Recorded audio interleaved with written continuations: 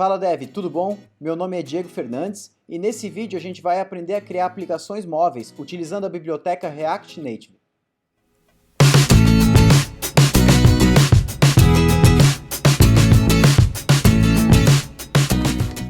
Para começar, a gente vai instalar a biblioteca do React Native CLI globalmente em nossa máquina. Para isso você pode utilizar o yarn ou o npm.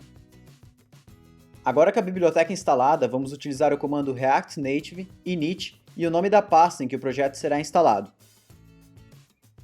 Após a instalação ser concluída, e isso vai levar até um tempo na sua máquina provavelmente, nós vamos executar o emulador do React Native com o comando run iOS ou run Android, caso você esteja no Windows ou no Linux.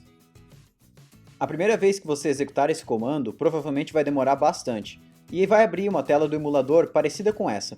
A primeira coisa que a gente vai fazer é habilitar o Live Reload com o comando que aparece na nossa tela no emulador. A gente pode clicar no Enable Live Reload e toda vez que agora alterarmos um código dentro da nossa aplicação, o emulador será atualizado automaticamente.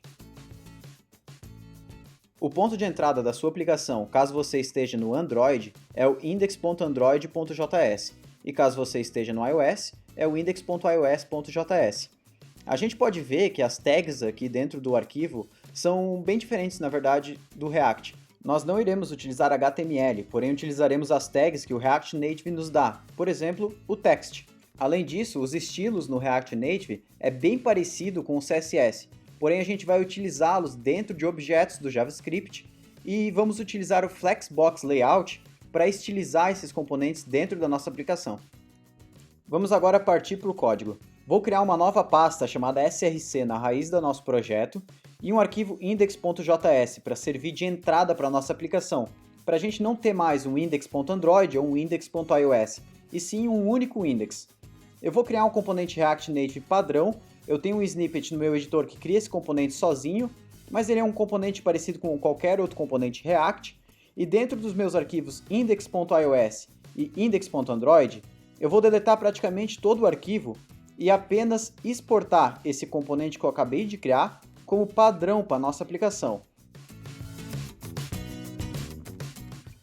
Salvando o arquivo, o Live Reload já vai recarregar o nosso projeto e a gente já tem o texto lá. Eu só vou adicionar um padding para a gente conseguir ver o texto melhor. Isso eu vou adicionar com a propriedade padding top e o Live Reload também já carregou. Nós já temos o nosso componente padrão mostrando no emulador. Agora o que a gente vai fazer é criar alguns componentes a mais para a nossa aplicação. Dentro do React Native, eu gosto de chamar cada tela da nossa aplicação como uma cena. Então eu vou criar uma pasta chamada Scenes, e dentro dela eu vou criar duas pastas, uma Posts e uma Profile, com o arquivo index.js dentro de cada. Isso vai representar cada tela da nossa aplicação, uma tela de Posts e uma tela de perfil. Dentro do arquivo de Posts e do Profile, eu vou criar um componente padrão como a gente criou para o app, diferenciando apenas no texto dentro do nosso render. Agora no nosso componente global eu vou importar esse componente de post e também o componente de profile e anexá-los no método render do nosso componente. Salvando agora, a gente já tem o post e o profile na nossa tela principal do emulador. Agora o que eu vou fazer é no nosso componente de posts, a gente precisa ter um feed de posts. Então eu vou criar um componente para cada post. Para isso a gente vai utilizar uma pasta chamada Components dentro da nossa cena de posts. Eu vou criar uma pasta Components e dentro um arquivo post.js. A diferença desse arquivo para os outros componentes que a gente já criou é que a gente vai ter duas tags text dentro dele. Uma para o título do post e outra para a descrição do post. Na descrição eu vou jogar um texto padrão lore em Y, mas você pode digitar qualquer coisa que você tiver aí. Nos estilos do container do post, eu vou adicionar uma borda com a propriedade border width e vou adicionar também um padding interno com a propriedade padding de 10 pixels. Nós podemos adicionar também um estilo ao título, adicionando a propriedade style ao text do título com uma chave única, que nesse caso vai ser post title, e a descrição com a chave post description. Dentro do meu objeto de estilos, vou adicionar essas duas chaves como objetos e adicionar alguns CSS neles. O título vai ter um font size de 18, o font weight dele vai ser bold. Já para o post description, a única coisa que a gente vai adicionar é uma margem top. Agora voltando para a nossa cena de posts, a gente vai importar esse componente que a gente acabou de criar e adicionar ele 3 vezes dentro da nossa view. Vou salvar agora. Ops, parece que eu errei. Eu esqueci o from do import. Vamos voltar ao import e adicionar o from antes do caminho do post. Salvando agora, o emulador já tem os 3 posts, porém tudo embaralhado. O que eu vou fazer agora para ajustar isso um pouco é voltar no nosso componente global, remover o profile. Salvando agora a gente já vai ter uma visão melhor, porém ele só está ocupando 100% da tela. Eu vou voltar no componente de post e tirar a opção de flex do CSS do container dele, para que agora ele tenha altura conforme o conteúdo desse post. Podemos ver que o quarto componente de post ficou escondido. Isso porque no React Native a gente controla essa parte de scroll com um elemento chamado Scroll View. Para isso a gente vai voltar na cena de posts e trocar o componente View por Scroll View. E atualizando agora a página, a gente já consegue ver que já temos a opção de Scroll. Para ficar um pouco mais bonito visualmente, eu vou voltar no nosso componente global da aplicação e vou adicionar um padding horizontal em toda a aplicação, para os posts ficarem centralizados. Agora também dentro do nosso post, eu vou adicionar um margin top para os posts ficarem espaçados verticalmente. Agora para deixar essa aplicação mais legal ainda, a gente vai habilitar a navegação. Para isso eu vou instalar um plugin chamado React Navigation. Você pode instalar utilizando o Yarn ou utilizando o NPM. Com o plugin instalado, agora eu vou voltar no nosso componente global da aplicação e remover tudo, deixando apenas os imports para a cena de posts e para a cena de profile. O que eu vou fazer agora é importar a função Stack Navigator de dentro do pacote React Navigation e vou definir uma constante para o app que chama essa função e passa um objeto com as duas cenas que nós temos, a cena Posts, que vai abrir a screen Posts, e a cena Profile, que vai abrir a screen Profile. Eu vou exportar agora essa constante app como padrão no nosso arquivo. Atualizando o app agora, a gente já vê que a gente tem um header na nossa aplicação e o Posts, que é a página inicial, continua aparecendo.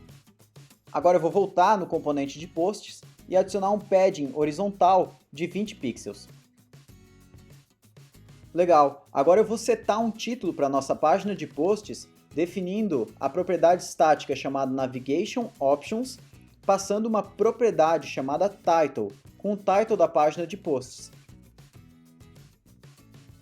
Eu vou agora definir que a nossa cena de posts tem um fundo branco para ficar mais fácil a visualização. Agora nós vamos criar um botão para acessar a página de Profile. Para isso eu vou importar o componente Touchable Opacity do React Native e vou adicioná-lo dentro da nossa view. Dentro desse componente eu vou adicionar uma tag Text, que é o texto desse botão, que vai ser meu perfil. Vou adicionar também agora uma estilização para esse botão. Então vou adicionar a propriedade Style com uma chave Profile Button e dentro dos nossos styles eu vou adicionar algumas propriedades CSS. Você pode copiá-las. Agora atualizando a página, a gente vai ver que o botão já foi estilizado. Porém o texto dentro dele é totalmente independente do botão. Então vamos ter que adicionar um estilo ao próprio texto do botão. Para isso eu vou adicionar uma nova chave e adicionar alguns CSS também para esse texto. Você pode também copiar esse CSS.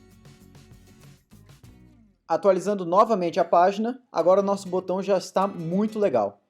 O que eu vou fazer agora é adicionar uma margem top nesse botão para ele ficar distante do header e vou configurar a nossa página de perfil, porque enquanto clicamos no botão, nada acontece. Dentro do botão vou adicionar uma propriedade chamada onPress.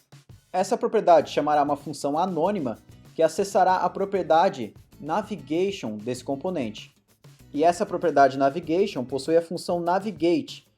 Para ficar um pouco mais curto, eu vou destruturar essa propriedade Navigation e chamar apenas a função Navigate dela. A função Navigate recebe por parâmetro a cena de destino. Acessando a aplicação novamente, o nosso botão já está funcionando e a gente já é redirecionado para o componente de Profile que a gente criou anteriormente. Assim como nos posts, eu vou adicionar um título à nossa página utilizando a propriedade estática Navigation Options. E agora, quando acessamos a rota de perfil de novo, já temos um título nela. E agora a nossa aplicação já tem navegação. A gente vai ficar por aqui, mas se você quer ver mais vídeos sobre React Native, comenta aí embaixo para eu ficar sabendo, para eu conseguir adiantar esses conteúdos para vocês. E se vocês gostaram desse vídeo, não esquece de deixar o curtir, se inscrever no canal e compartilhar com os amigos. Até mais!